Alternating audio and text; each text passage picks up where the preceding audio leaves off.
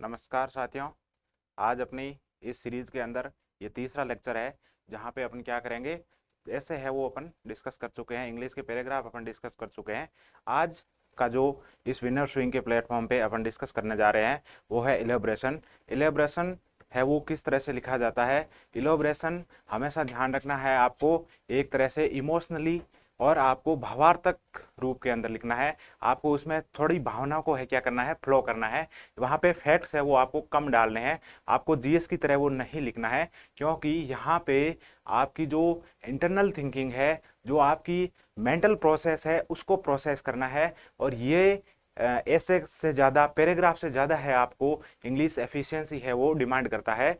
और इसको जो लिखने का तरीका है वो भी पैराग्राफ फॉर्मेट में ही लिखना है आपको। ये नहीं होना चाहिए कि एक सिंगल सिंगल लाइन में आप लिख रहे हैं। जरूर आपके अगर कोई कोटेशन वहां पे आते हैं या कोई एग्जाम्पल्स आप लिखते हैं तो उनको है एक लाइन में लिख सकते हैं। जनरली इसी को भी किस में रखना है आपको, इसको भी पैराग्राफ फॉर्मेटिंग में ही रखना है, एक एक लाइन में आपको नहीं लिखना है। अभी तुरंत है इसको स्टार्ट करते हैं, क्योंकि बिना किसी टाइम वेस्ट किए आज है वो अपन जल्दी जल्दी पलवन करेंगे एक ही क्लास के अंदर। और फिर है वो लास्ट में लेटर राइटिंग को सीखेंगे कि लेटर है वो कैसे लिखा जाता है। 2201 जो अपनी टेस्ट सीरीज 5 मई से स्टार्ट हो रही है, इसका सोल्यूशन यहाँ से पहले से ही प्रोवाइड आपको करवाया जा रहा है, जिससे कि आप पढ़ करके उसको लिखें। एक बार आप सुनेंगे, एक बार पढ़ेंगे, एक बार लिखेंगे और फिर वापस आकर के आप मेंटरशिप प्रोग्राम के अंदर डिस्कस करेंगे। 4 बार आपका रिवीजन हो जाएगा, जिससे कि आप है वो कंठस्थ करके जो ये 40 पलवन है, 40 पैराग्राफ है, 40 हिंदी के ऐसे हैं और 40 ही क्या है आपके हिंदी के पलवन है, उनको डिस्कस करेंगे। तो आपके इनके टॉपिक में से आपके एक भी टॉपिक है वो बाहर नहीं जाएगा। सबसे पहला अपना जो पलवन का टॉपिक है इलैबोरेशन, जिसको इंग्लिश में बोलते हैं, उसका टॉपिक क्या है, justice delayed is justice denied. इसका मीनिंग क्या हुआ कि जस्टिस को अगर आप लेट करते हो, जस्टिस आपको टाइमली नहीं मिलता है, तो ये एक तरह से जस्टिस को डिनाई करने का की तरह ही है। इसका मतलब यह है कि एक अपने ब्रिटिश लीडर हुए था, उनका नाम था विलियम ग्लैडस्टोन। क्या था? William Gladstone said that justice delayed is justice denied. It means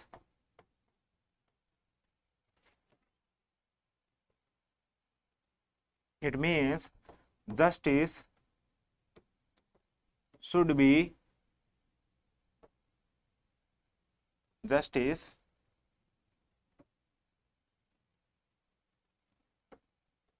should be done on time. Justice should be done on time. Next line क्या होगी आपकी, जस्टिस ब्रिंग्स, जस्टिस क्या ब्रिंग्स करता है, justice brings trust and confidence among the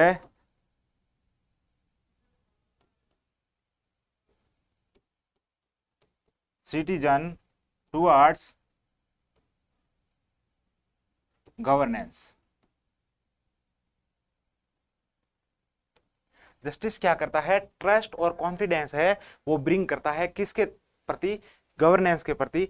अगर आपने है वो जस्टिस डिनाई कर दिया, जस्टिस आपने लेट कर दिया, तो वो जस्टिस कैसा होगा, वो डिनाइड होगा, जस्टिस एक तरह से मना किया हुआ होगा। बिकॉज जस्टिस क्या है, आपको अगर टाइम पे नहीं मिलता है तो क्या होता है,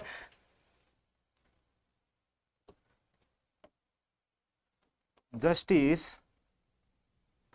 must ensure the rights and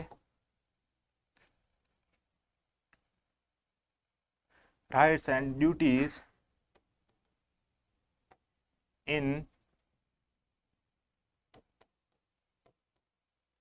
the country to all responsible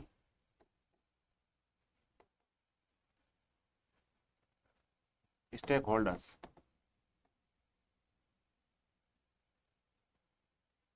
इसका मीनिंग क्या हुआ कि जस्टिस है वो क्या इंश्योर करेगा, justice must ensure the rights and duties in the country to all responsible stakeholder. जितने भी जस्टिस के लिए रिस्पॉन्सिबल स्टेक होल्डर है उनकी सबकी राइट्स और ड्यूटी है वो क्या होनी चाहिए, वो ड्यूटी है कौन प्रोवाइड करता है, जस्टिस। यहाँ पे जो जजेज है उन जजेज की भी ड्यूटी कौन है वो डिसाइड करता है, ये जो जस्टिस है ये ड्यूटी प्रोवाइड करता है। यहाँ पे अपनी क्या होगी, पहली लाइन होगी। फिर आपको फिलोसफिकली अगर लिखना हो तो सबसे पहले लिखें utilitarian approach, utilitarian approach demands, utilitarian approach क्या डिमांड करती है, demands happiness for maximum number of people, maximum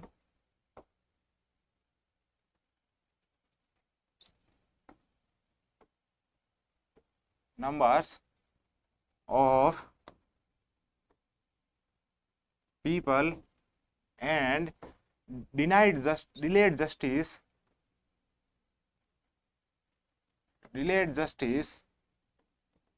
ignores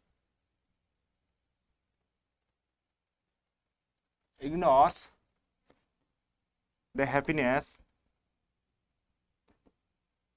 यहाँ पे आप है फिलोसॉफिकली यूटिलिटेरियन अप्रोच को लिख दी है। फिर आपको लिखना है लीगल पर्सपेक्टिव से लिखना है, legally it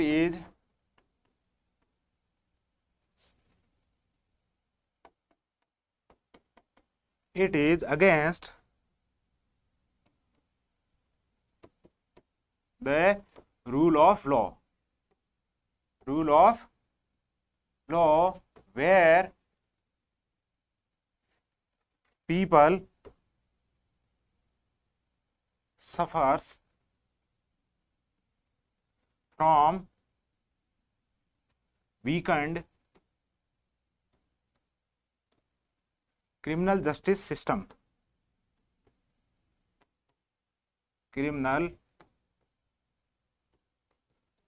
justice system. It means क्या हुआ कि लीगली जो पर्सपेक्टिव है, legally it is against the rule of law, rule of law होता है उसके ये अगेंस्ट है। वेयर पीपल है वो क्या हो जाते हैं, सफर करते हैं। किससे सफर करते हैं, जो बहुत ही वीक है, जो बहुत ही कमजोर है, क्रिमिनल जस्टिस सिस्टम है जो बहुत ही कमजोर है। क्रिमिनल जस्टिस सिस्टम के अंदर क्या इंक्लूड है, पुलिस इंक्लूड है, पब्लिक प्रोसिक्यूटर इंक्लूड है, जेल इंक्लूड है और कोर्ट्स है, वो चारों के चारों यहाँ पे स्टेक होल्डर है वो क्या है, इंक्लूड है। फिर अपन देखते हैं कि अगर आपके जस्टिस है वो नहीं होता है टाइम पे तो और क्या कंसिक्वेंसेस हो सकते हैं। यहाँ पे अपन ने फिलोसफिकल और लीगल जो पर्सपेक्टिव है वो देखने की कोशिश की है। फिर नेक्स्ट स्लाइड के अंदर आपको क्या लिखना है, justice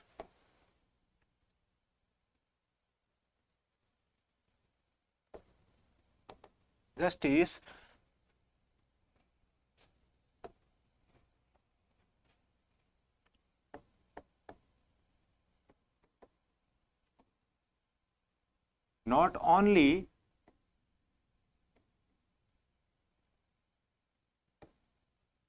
done but it seems to be done. इसका मतलब क्या हुआ कि justice not only done, justice होना नहीं चाहिए, जस्टिस होते हुए भी दिखना चाहिए, उसकी जो प्रोसेस है वो भी फेयर होना चाहिए। इसका मतलब क्या हुआ कि जब आप डिले कर देते हैं जस्टिस को तो वो जस्टिस की जो प्रोसेस है वो जस्टिस होता हुआ दिखाई नहीं देता है। In the process of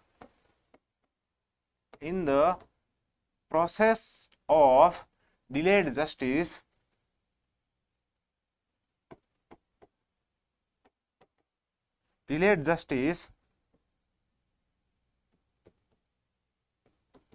justice is like a injustice, like a injustice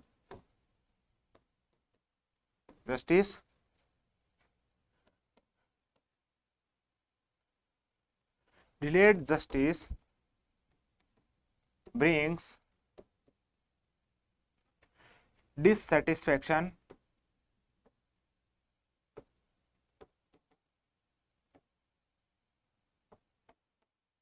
anxiety,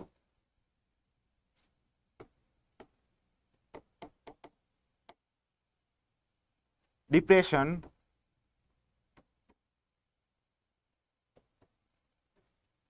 and economic paralysis of concerned party.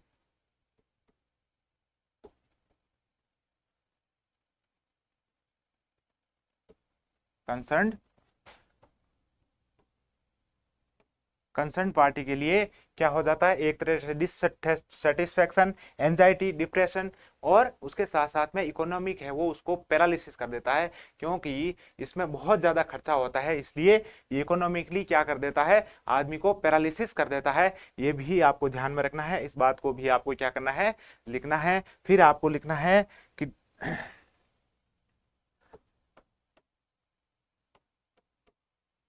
Justice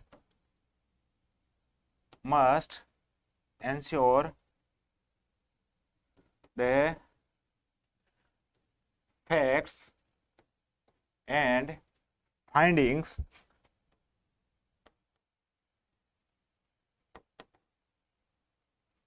on time, because in process of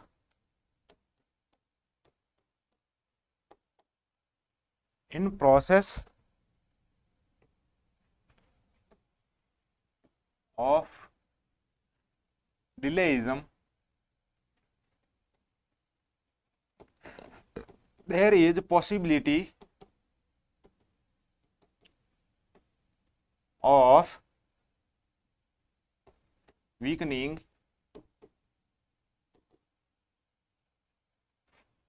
witness and blurring evidences. यहाँ पे क्या है, इसका मतलब क्या है कि जब आपकी प्रोसेस है वो डिले हो जाती है, तो वहां पे ये पॉसिबिलिटी रहती है कि आपके जो विटनेस है वो वीकन हो सकते हैं, और आपका जो एविडेंस है वो क्या हो सकते हैं, ब्लर हो सकते हैं, एविडेंस है धीरे धीरे खत्म हो सकते हैं। इसका मतलब ये हुआ कि एविडेंस और जब विटनेस है वो कमजोर हो जाएंगे, तो आपकी जो फैक्ट्स और फाइंडिंग है जस्टिस की, वो क्या हो जाएगी, डिले हो जाएगी, वो क्या हो जाएगी, खत्म हो जाएगी। इसलिए जस्टिस अगर डिले होता है तो वो एक तरह से क्या है, वो एक तरह से डिनाइड जस्टिस है। लेकिन आपको यहाँ पे क्या लिखना है, आपको यहाँ पे लिखने की ये कोशिश करनी है कि delays in justice brings honor killing, mob lynching,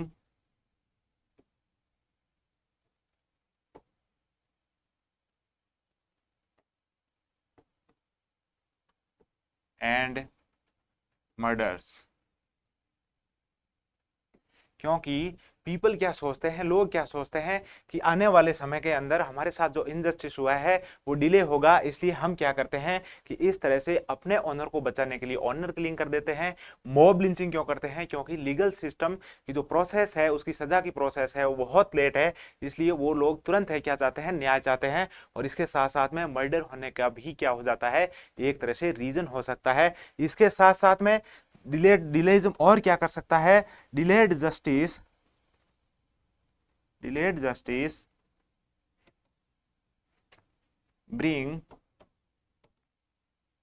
brings pendency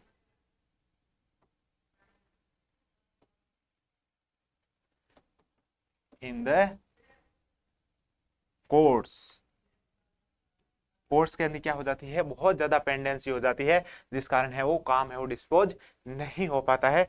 फिर आपको लास्ट के अंदर क्या करना है, लास्ट के अंदर आपको कैसे लिखना है, आपको थोड़ी सी ऐसी अप्रोच रखनी है जिससे कि आपका जो जस्टिस है वो टाइम पे मिले। तो आपको क्या लिखना है, यहाँ पे लिखना है quick and free justice is backbone. यहाँ पे quick and fair justice, free नहीं है, फ्री जस्टिस तो आपको मिल ही नहीं सकता। Quick and fair justice is backbone of democracy where social peace and progression can be established।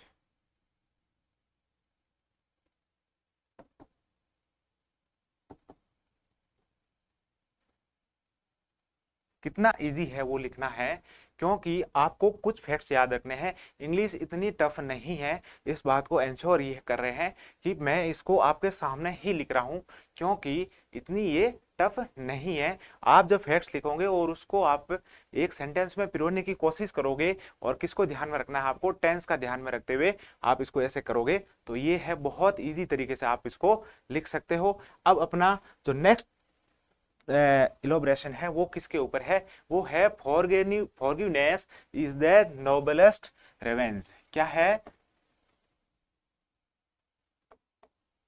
Forgiveness is noblest is the, क्या आएगा, इज द, क्योंकि यहाँ पे सुपरलेटिव डिग्री है वो यूज हो रही है, is the noblest revenge.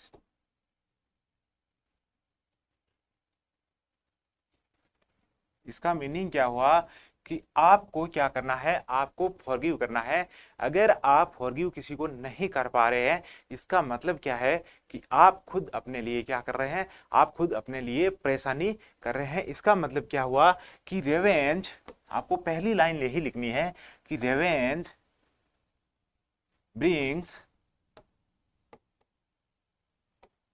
A vicious cycle of resentment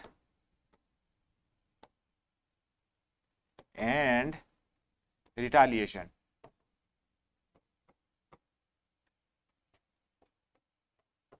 इसका मतलब क्या हुआ कि revenge brings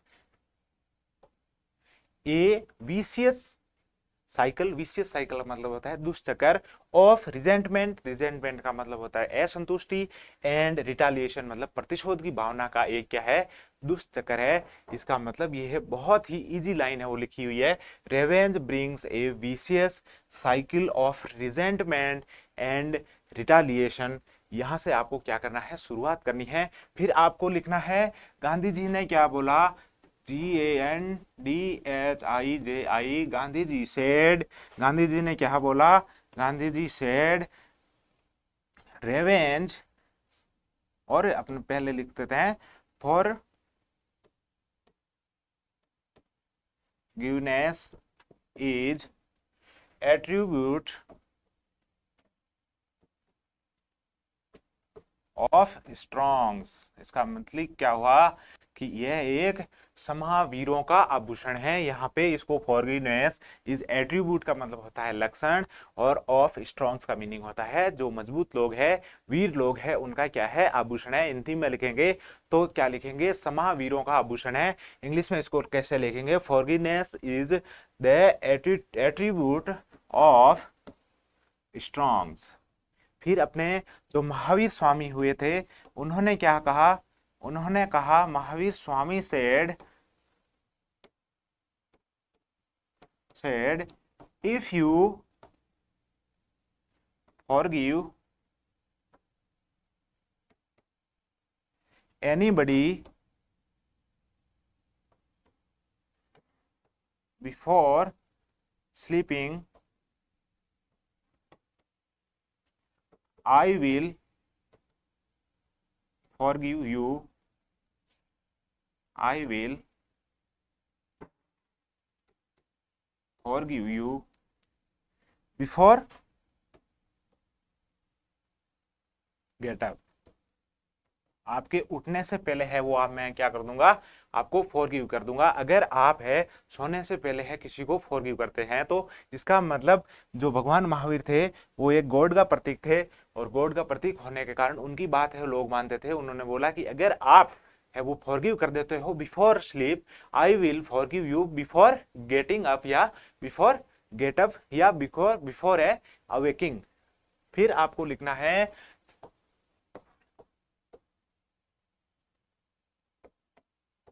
forgiveness brings spiritual growth। कौन सी growth? Spirit, SPIRITUL, spiritual growth.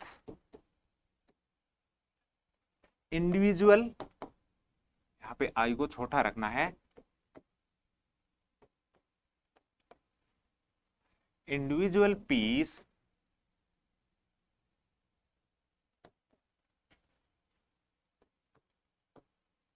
Social harmony and global progression. क्या? Global progression. इस तरह के शब्द है आप यूज कर सकते हो। फॉरगिवनेस क्या करता है? फॉरगिवनेस ब्रिंग स्पिरिचुअल ग्रोथ, आपकी जो आध्यात्मिकता है उसका विकास होता है, उसका संवर्धन होता है। फिर इंडिविजुअल पीस, आपके व्यक्तिगत शांति होती है। सोशल हार्मनी, सोसाइटी है वो कैसी हार्मोनियस हो जाती है। एंड ग्लोबल प्रोग्रेशन, और ग्लोब क्या करता है? ग्लोब है वो प्रोग्रेस करता है, और सोसाइटी है वो कैसे हो जाती है? प्रोग्रेसिव सोसाइटी वहां पे है डेवलप हो जाती है। फिर अपन नेक्स्ट लिखते हैं, कुछ एग्जाम्पल सीखते हैं। सबसे पहले लिखते हैं नेल्सन मंडेला का। Nelson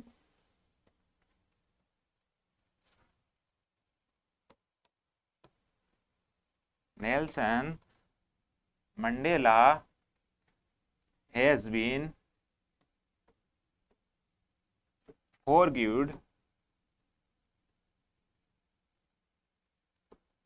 forgotten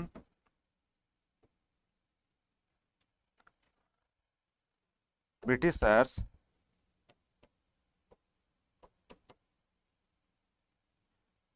despite of facing 27 years of imprisonment।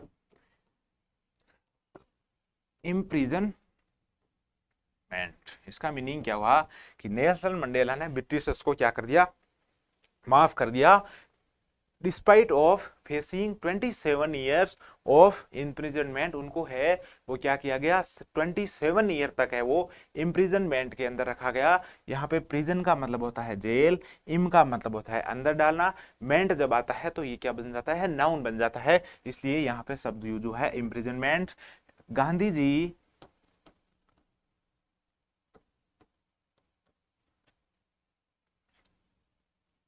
also tried to forgive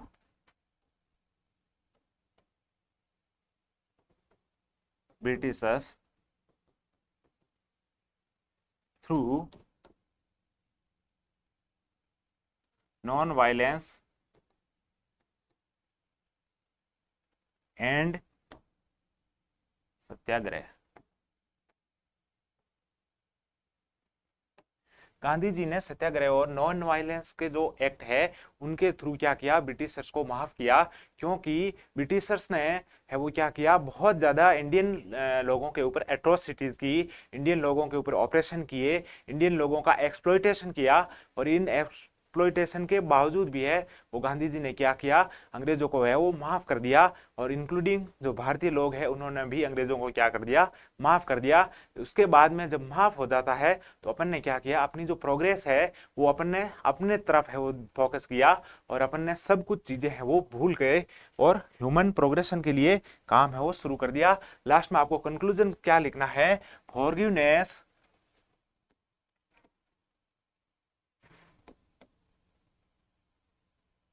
forgiveness develops confidence, positivity,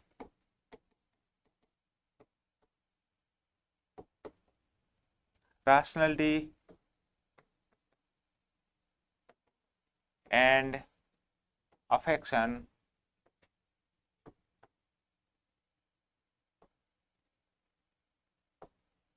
towards each other. Each other. It brings peace and prosperity among society. ये आपको last की point है वो लिख देना है। यहाँ पे कहाँ है वो इंग्लिश की जरूरत पड़ी, कहीं पे भी इंग्लिश की जरूरत नहीं पड़ी। बहुत ही अपन जो कॉमन लैंग्वेज अपन यूज करते हैं, वैसे तो अपन है बहुत ज्यादा जब किसी अनपढ़ आदमी के सामने या जिसको इंग्लिश कम आती है उसके सामने बात करते हैं तो बहुत इंग्लिश बोलते हैं, लेकिन जब अपना खुद का काम आता है तब आप इंग्लिश नहीं बोल पाते। तो उसका ये रीजन है कि आपको क्या करना है, आप जो इंग्लिश बोलते हैं, आप जो एटीट्यूड से इंग्लिश बोलते हैं, उस इंग्लिश को यहाँ पे लिखना है, लेकिन उसको कंसोलिडेट करके लिखना है। आपको सबसे पहले क्या करना है, आपको सबसे पहले टेंस फॉर्मेशन का ध्यान रखना है। आप किस टेंस के अंदर लिख रहे हैं, फिर आप है वो सेंटेंस को फॉर्मेट करें। फॉर्मेट जब करें तो सबसे पहले सब्जेक्ट, उसके बाद में वर्ब, उसके बाद में ऑब्जेक्ट, और उसके बाद में जो मिसलेनियस थिंग्स है वो आएगी। और उसके बाद में अगर कोई कॉम्प्लेक्स सेंटेंस है तो उसको भी सिंपल बनाने की कोशिश करें। सिंपल सेंटेंसेस बना करके आपको क्या है पलवन लिखना है। आपको कुछ कोटेशन याद कर सकते हैं, आप कुछ फैक्ट्स याद कर सकते हैं, कुछ एग्जाम्पल्स है वो याद कर सकते हैं कि जिन्होंने वो क्या किया, फॉरगिवनेस किया, या आगे भी इस तरह के पलवन आएंगे वहां पे भी आप बहुत ज्यादा है वो क्या कर सकते हैं, फैक्ट्स है वो इंक्लूड कर सकते हैं। अब अपना जो नेक्स्ट चैप्टर आता है, वो नेक्स्ट टॉपिक आता है, वो अपना टॉपिक है वो है लेटर राइटिंग। इसको आपको ध्यान से सुनना है। यहाँ पे जो अपना 2201 के अंदर है वो वाटर सैनिटेशन की प्रॉब्लम से लेकर आपको क्या करना है, water storage, water shortage, sorry water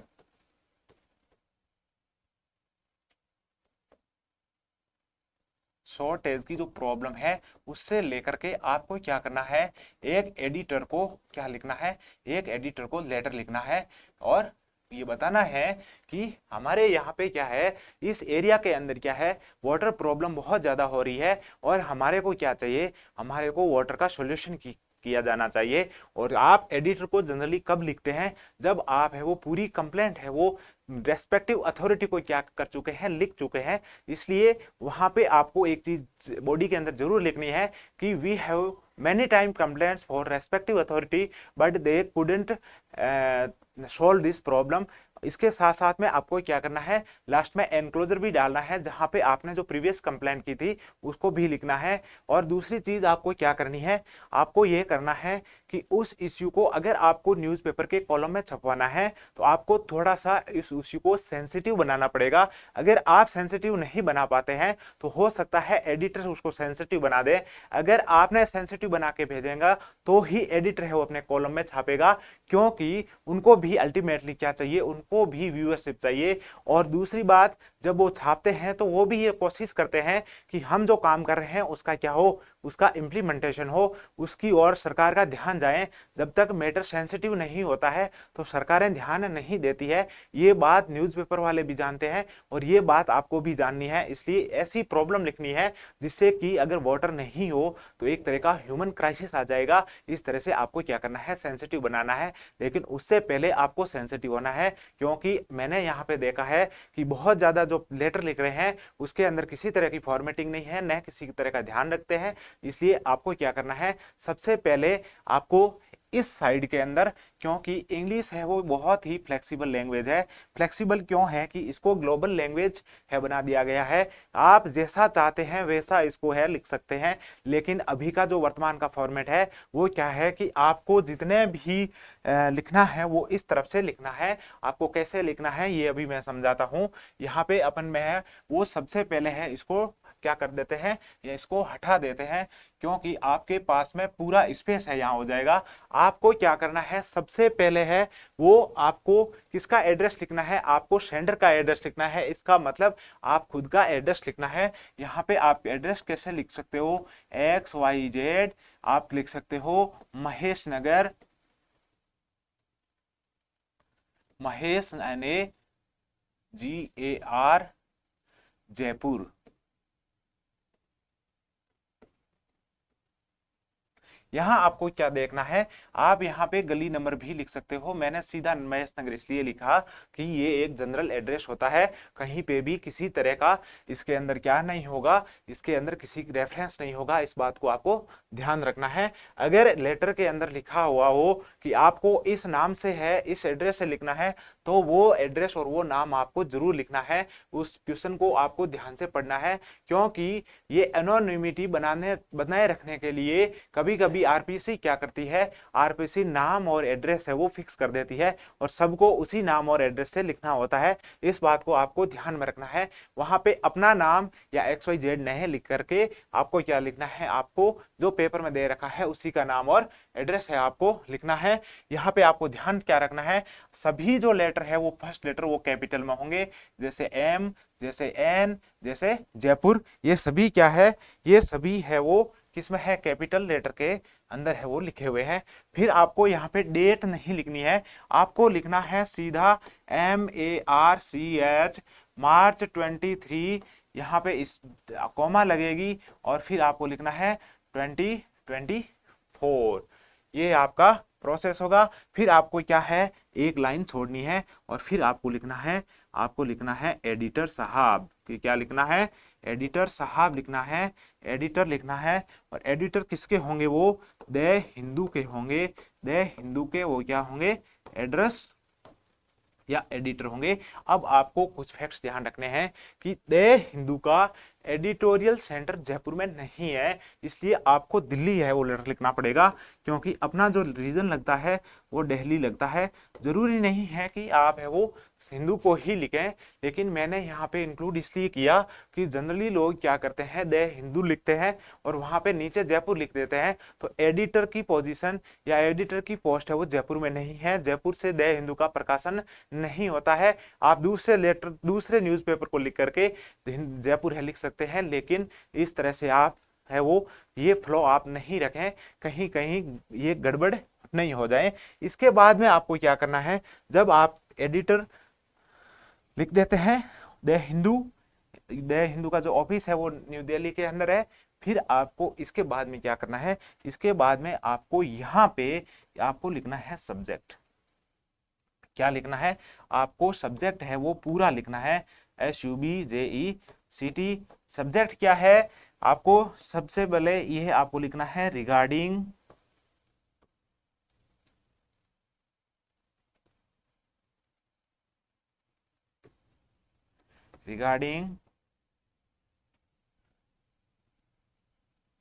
publishing, क्योंकि पब्लिश करवाओगे ना, regarding publishing water shortage problem in your newspaper, in your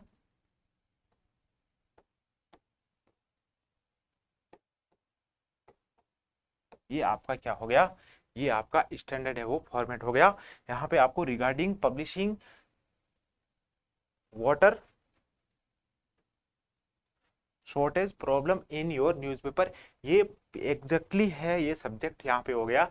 लोग क्या करते हैं, एस्पिरेंट क्या करते हैं कि यहाँ पे अपने जैसे मन में आया अबाउट वाटर शॉर्टेज प्रॉब्लम, या क्या करते हैं रिगार्डिंग वाटर शॉर्टेज प्रॉब्लम। लेकिन आप किसको लिख रहे हैं, आप एडिटर को लिख रहे हैं, और एडिटर से आपको क्या करवाना है, आपको पब्लिश करवाना है। और जब आपको पब्लिश करवाना है तो वहां पे कौन सा इश्यू करवाना है, वो आपको वाटर शॉर्टेज प्रॉब्लम, और कहाँ पे करवाना है, in your columns of newspaper भी लिख सकते हैं, और इन योर न्यूज़पेपर भी लिख सकते हैं। फिर आपको यहाँ पे यह फॉर्मेट ही रखना है, आपको इस फॉर्मेट में चेंज नहीं करना है।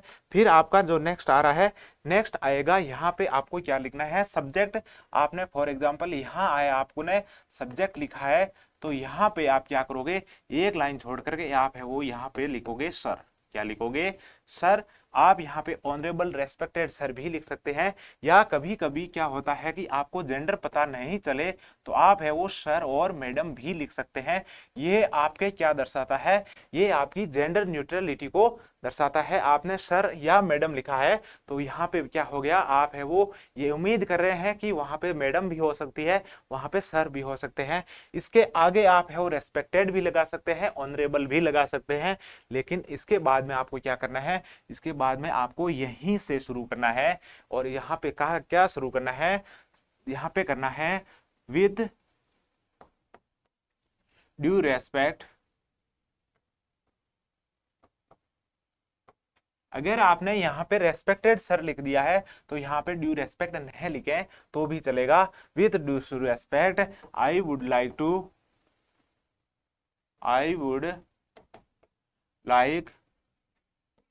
To draw your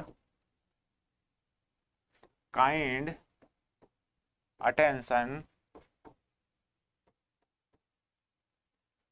towards our या towards water shortage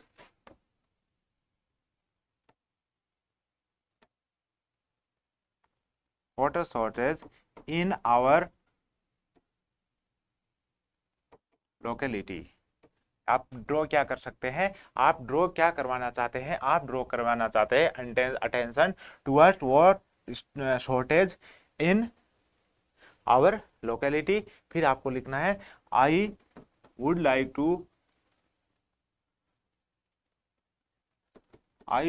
टू या आप यहाँ पे किसको रिप्रेजेंट कर सकते हैं, आप एक एनजीओ को या आप एक सिविल सोसाइटी को रिप्रेजेंट कर सकते हैं। तो वहां पे वी वुड लाइक टू आ सकता है। यहाँ पे मैं अपन खुद है एक आदमी हो लिख रहा है, I would like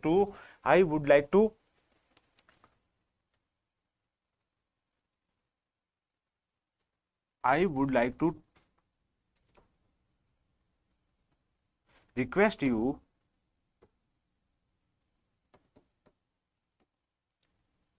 to publish this problem in your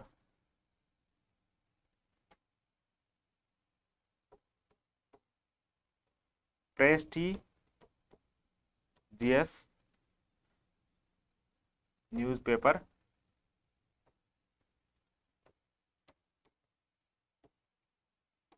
COLU newspaper column.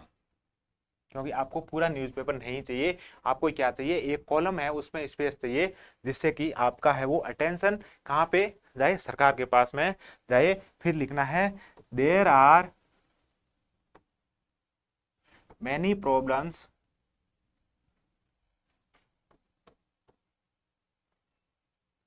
Due to water scarcity in our area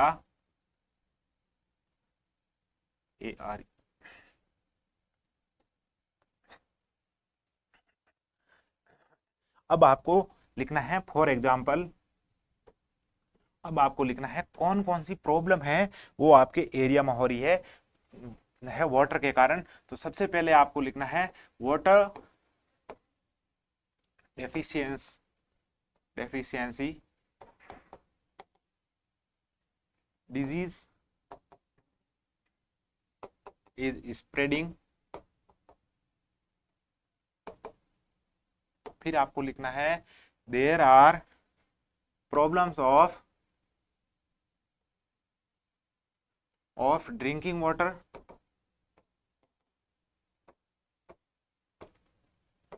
sanitary water and irrigation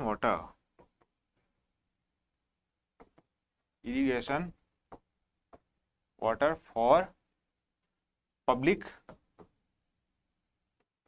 garden, for public gardens. यहाँ पे क्या है, पब्लिक गार्डन या पब्लिक पार्क है, उसको लिख सकते हैं। इन के अंदर प्रॉब्लम है। Apart from this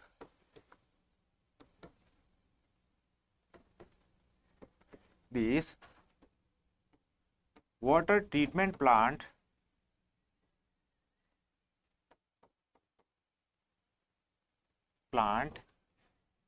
has been stopped। फिर क्या लिखना है, hospitals and schools are closing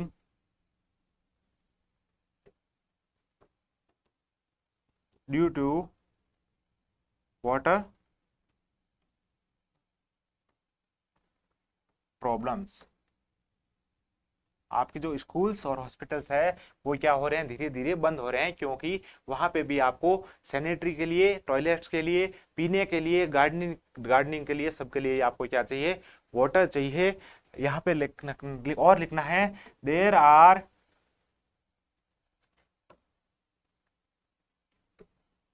huge and cry in our locality due to this menace, MENANC। आपको यहाँ पे मीनांस लिखना है, क्योंकि जब आप पानी नहीं होता है तो सब लोग हैं वो क्या अपने अपने बर्तन लेकर के बाहर आ जाते हैं, और जनरली होता भी ये है कि वहां पे पुलिस के सामने भी मटके फोड़े जाते हैं। इस तरह की प्रॉब्लम वहां पे आ जाती है। इसलिए आपको क्या लिखना है, there are huge and cry. इसका मतलब है वहां पे अफरा तफरी मची हुई है in our locality due to this menace. This जो ये मीनांस है, मीनांस का मतलब होता है एक तरह का भयावह दृश्य यहाँ पे वो क्रिएट हो रहा है। We have complained, we have earlier. यहाँ पे आप है पैराग्राफ चेंज कर सकते हैं, क्योंकि आप है वो यहाँ पे क्या कर रहे हैं, आप है वो पहले सॉल्यूशन भी बता रहे हैं कि we have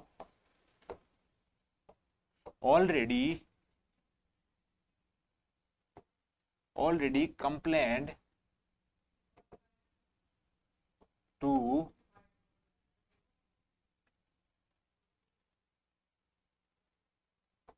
PWD and State Water Commission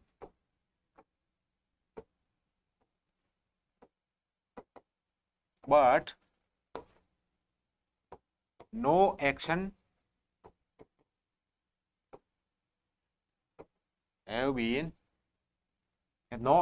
has been, action एक हो गया तो has been taken। फिर आपको क्या लिखना है, प्लीज, या आपको लिखना है काइंडली पब्लिश दिस प्रॉब्लम इन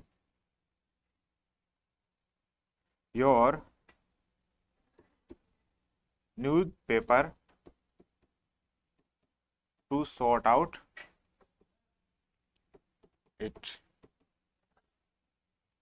फिर आपको क्या लिखना है, यहाँ पे काइंडली लिख देते हैं, तो कभी भी रिक्वेस्ट या इस तरह के शब्द है, प्लीज प्लीज ऐसे शब्द है बार बार आप नहीं लिखें।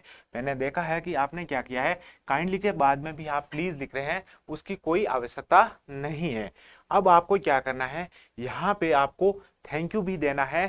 थैंक यू फॉर, क्या देना है, thank you in anticipation, in anticipation. इसका मतलब ये हुआ कि आशा के द्वारा, या हम आशा करते हैं कि ऐसा काम होगा और आपको हम थैंक यू दे रहे हैं, थैंक यू इन एंटीसिपेशन। या आप सिर्फ थैंक यू भी लिख सकते हैं, आप कभी थैंक्स यू या आप थैंकिंग यू नहीं लिखें। थैंकिंग यू जैसा कोई शब्द है वो नहीं होता है, इस बात का आपको ध्यान में रखना है। इससे पहले भी एक है वो लाइन आप और लिख सकते हैं, जिसको मैं जरूर लिखाऊंगा, क्योंकि वो लाइन आप दूसरे जो भी लेटर होते हैं वहां पे लिख सकते हैं। I shall be highly grateful to you. इसका मीनिंग क्या हुआ कि मैं आपके लिए बहुत ही ऑब्लाइज्ड होगा या ग्रेटफुल होऊंगा। यहां पे आप लिख सकते हैं, फिर आप लिख सकते हैं थैंक यू। आपको थैंक यू भी इसी साइड में लिखना है, ये भी आपको ध्यान रखना है। फिर आप नेक्स्ट स्लाइड में क्या करोगे, फॉर एग्जाम्पल आपने यहाँ पे क्या लिख दिया, आपने यहाँ पे थैंक यू लिख दिया, तो आपको क्या करना है, इस थैंक यू के नीचे ही आपको क्या लिखना है, योर्स ओबीडियंटली। आपको यहाँ पे लिखना है योर्स, यहाँ पे अपोस्ट्रोफी वगैरह कुछ नहीं आएगी, ये भी आपको ध्यान रखना है। सीधा योर्स ओबीडियंटली, ओबीडियंटली की जगह है आप है वो इसकी स्पेलिंग देख लीजिए, OBEDIENTLY ओबीडियंटली। फिर आपको लिख सकते हैं ट्रूली, TRULY। यहाँ पे ई है वो हट जाता है, ध्यान रखें आप क्या करते हैं ई भी साथ में लिख देते हैं, TRUELY नहीं लिखना है। फिर आप यहाँ पे फेथफुली भी लिख सकते हैं, आप ITHFULLY, यहाँ पे डबल वाई होगा, ये भी आपको ध्यान रखना है। या आप इसके साथ साथ में क्या यूज कर सकते हैं, सिंसियरली भी यूज कर सकते हैं, SINCERELY। और जब ये सिंसियरिटी बनेगा तो ई का आई बन जाएगा, ये ध्यान रखना है। आपको यहाँ पे करेक्ट स्पेलिंग लिखना है, क्योंकि जो एग्जामिनर है वो लास्ट चेक करते करते यहाँ पे जब आता है और आपके यहाँ पे गलती किसी तरह की मिलती है, तो हो सकता है उसका जो परसेप्शन है वो चेंज हो जाए। इसलिए आपको क्या करना है, योर्स ओबीडियंटली। फिर आपको यहाँ पे क्या कर सकते हैं, आप अपने सिग्नेचर कर सकते हैं, या XYZ आपने जो पहले नाम लिखा था वो ही लिख दें, और फिर आपको है वो कुछ भी नहीं लिखना है यहाँ पे। और लास्ट में जब आपने पहले लिख दिया कि हमने पहले कंप्लेंट की है, तो आपको यहाँ पे एनक्लोजर डालना है। एनक्लोजर आपको थोड़ा सा इधर लिखना है, CLOSURE, इसकी भी स्पेलिंग ध्यान रखना, NENCLOSURE। यहाँ पे इस तरह से लिख के और फिर लिख देना है प्रीवियस कंप्लेंट, प्रीवियस कंप्लेंट। यहाँ पे ये आपका जो लेटर है वो पूरा तरह से कंप्लीट हो जाता है। इन सब बातों का ध्यान में रखते हुए मैं उम्मीद करता हूं कि आपका लेटर है वो आप बहुत ही अच्छे तरीके से क्या करेंगे, आप है वो लेटर लिखेंगे। इसके बाद में अपना जो एक ऐसे है,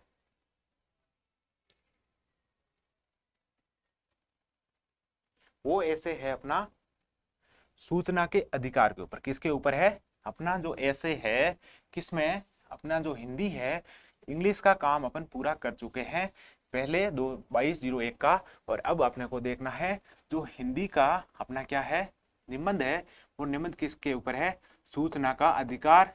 किसके ऊपर है, सूचना का अधिकार,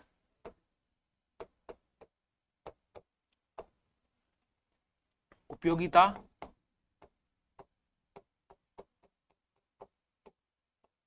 व महत्व। क्या है, उपयोगिता और महत्व।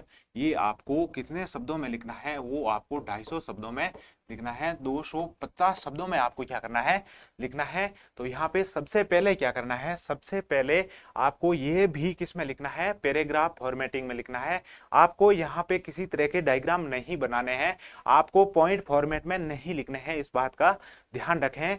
क्योंकि हमारा जो निबंध है वो बहुत ही छोटा है, इसलिए यहाँ पे लैंग्वेज एफिशिएंसी चेक की जाती है। इसलिए आपको यहाँ पे फैक्चुअल इंफॉर्मेशन डालनी है, स्कीम्स डालनी है, हिस्ट्री डालनी है, लेकिन आपको पॉइंट फॉर्मेट में नहीं डालनी है। आप सिर्फ है वो 8 से 9 लाइन का जो पैराग्राफ बनता है उस पैराग्राफ में ही लिखने का प्रयास करें, इस बात को ध्यान में रखते हुए। फिर अपन क्या कर सकते हैं, अपन है वो देखते हैं कि जो सूचना का अधिकार है यहाँ पे आपको किस किस है वो टॉपिक में लिखना है। सबसे पहले है वो आप लिख सकते हैं इसकी पृष्ठभूमि लिख सकते हैं। आप है वो यहाँ पे किसी कोटेशन से भी शुरुआत कर सकते हैं या जनरली इसको पृष्ठभूमि से लिख सकते हैं।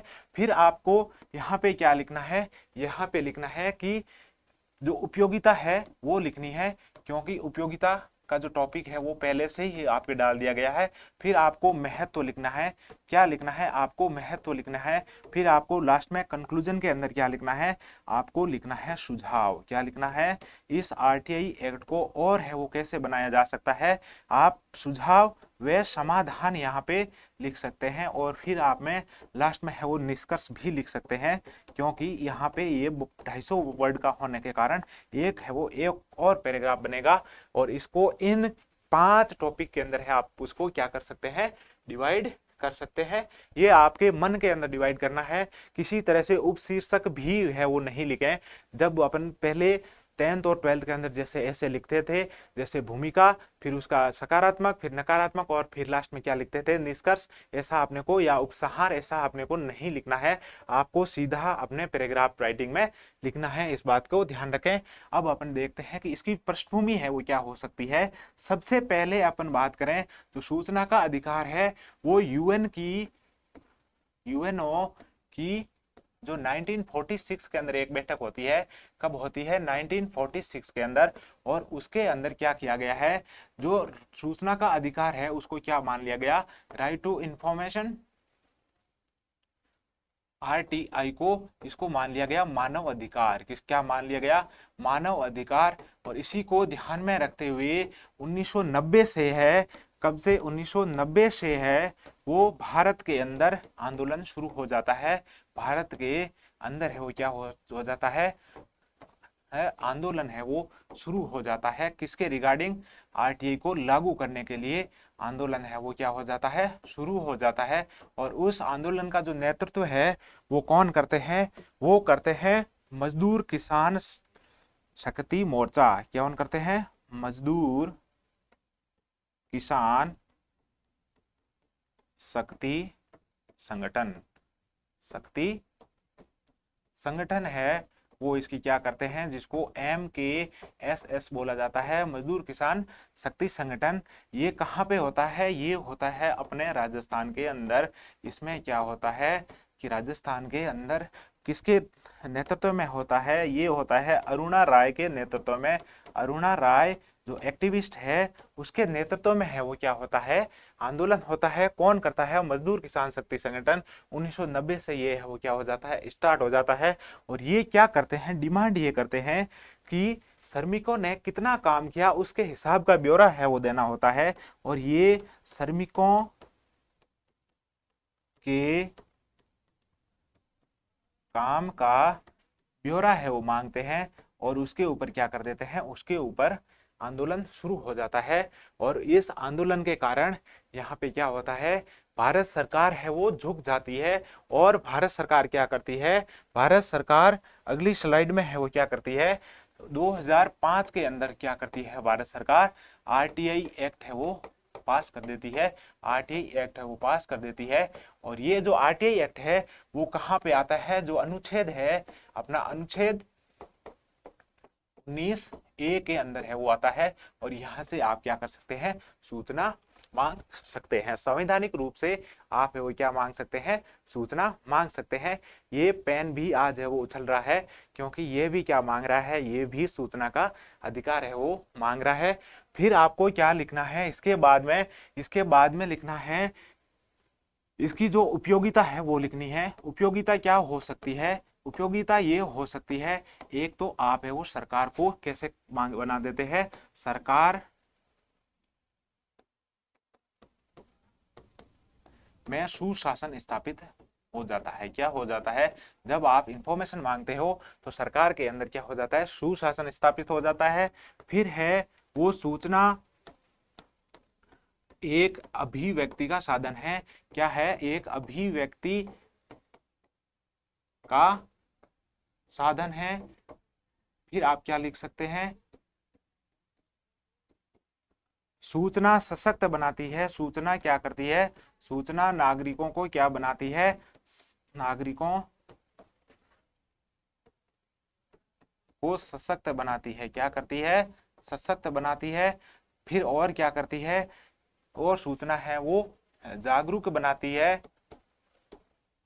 फिर जो धन का दुरुपयोग सरकार करती है, उसका दुरुपयोग क्या होता है? उसका दुरुपयोग है वो धन का दुरुपयोग रुकता है। क्या होता है?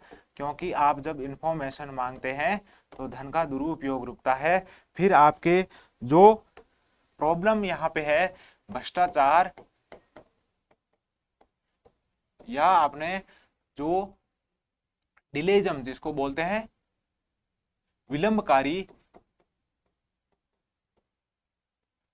विलंबकारिता ही क्या हो जाती है? आपकी विलंबकारिता का भी है वो खत्म हो सकती है। फिर आपको क्या लिखना है? जो सरकार की मनमानी है वो भी क्या हो सकती है? सरकार की मनमानी व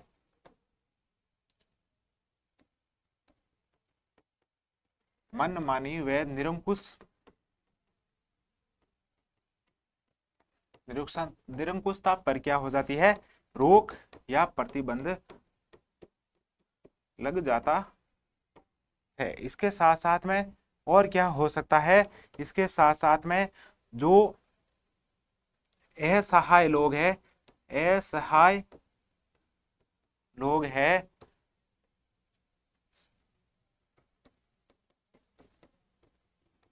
उनका भी कल्याण है वो संभव है।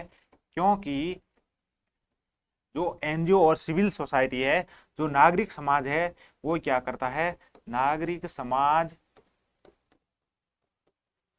आरटीआई के द्वारा है वो नीति चक्र को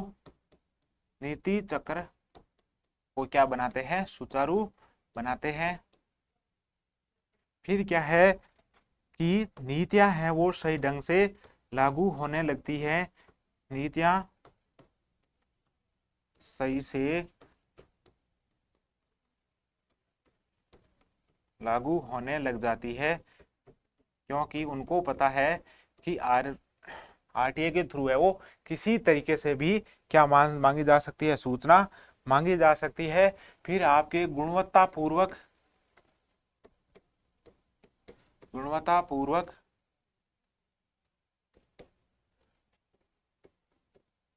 विकास संभव। क्योंकि मान लो आपने किसी भी तरीके से रोड अगर है वो बनानी हो तो वहां पे आप है वो क्या मांग सकते हो? सूचना मांग सकते हो कि यहाँ पे रोड की जो क्वालिटी क्या है, वहां पे रोड के लिए जो आपने मटेरियल खरीदा था उसका है वो कीमत क्या है? इस तरह से आप है वो मांग सकते हैं। इसके साथ साथ में और क्या है? अब आप मेरे को कुछ है वो समस्याएं इसके लिखनी है, चुनौतियां अपन लिखनी है। अब जो नेक्स्ट अपना जो पैराग्राफ होगा वहां पे ये आपको लाइनें नहीं खींचनी है। मैं यहाँ पे आपको सिर्फ है वो मैटर लिखने का बता रहा हूँ। आपको सिर्फ पैराग्राफ फॉर्मेट में लिखना है। यहाँ पे चुनौतियां क्या हो सकती है आरटीआई के लिए? सबसे पहली जो चुनौती है वो है कि कुछ जो संगठन है वो आरटीआई के दायरे से बाहर है। कुछ संगठन दायरे से क्या है? बाहर है। जैसे राजनीतिक दल,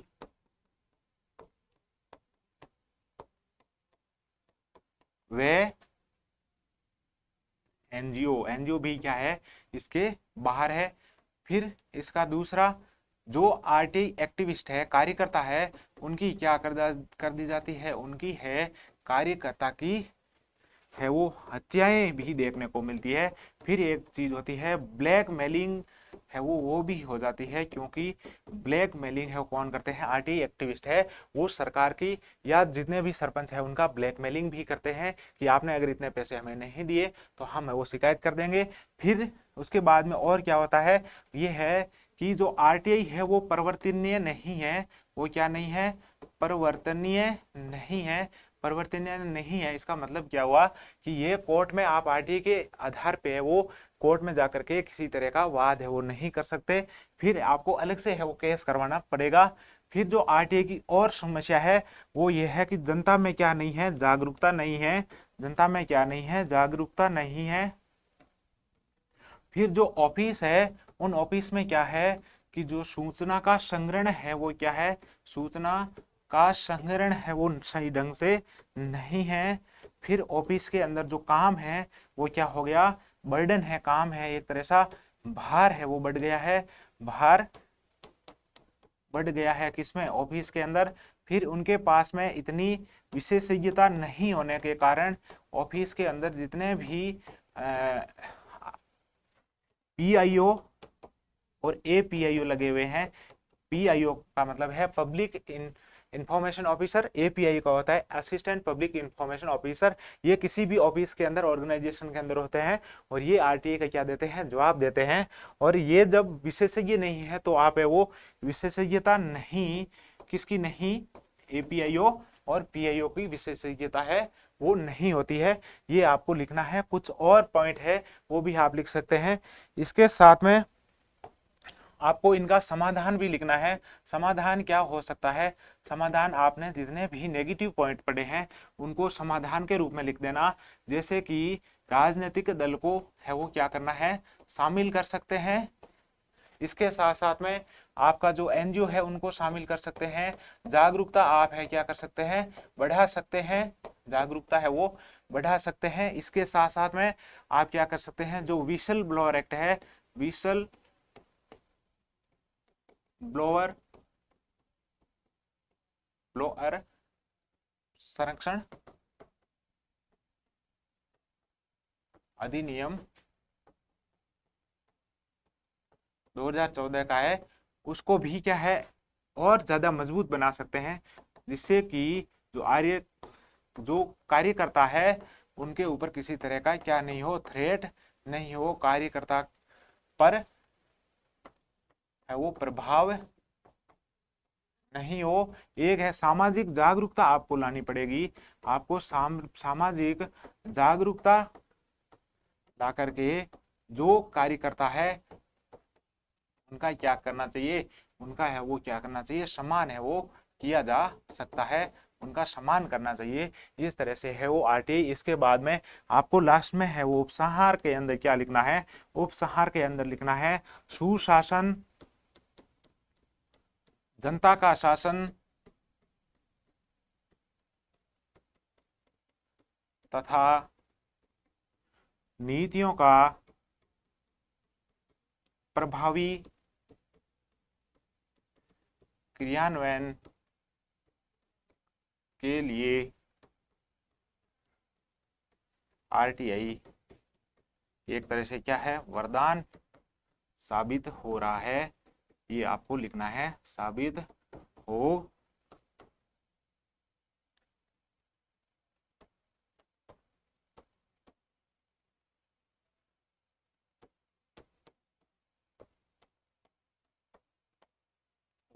रहा है, यहां तक आपको लिखना है।